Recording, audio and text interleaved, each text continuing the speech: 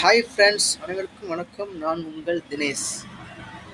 கல்யாணத்துக்கு முன்னாடி நாம் என்ன செய்யணும்? கல்யாணத்துக்கு முன்னாடி சிம்பிளுங்க.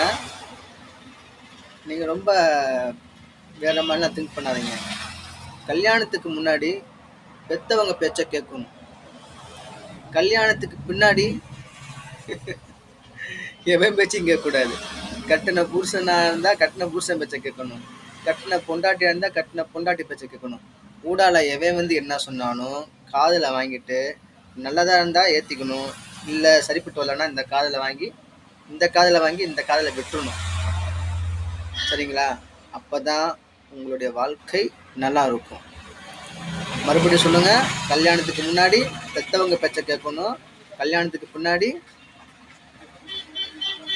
எவன் பேச்சும் கேட்கக்கூடாது. சரியா? பாய்.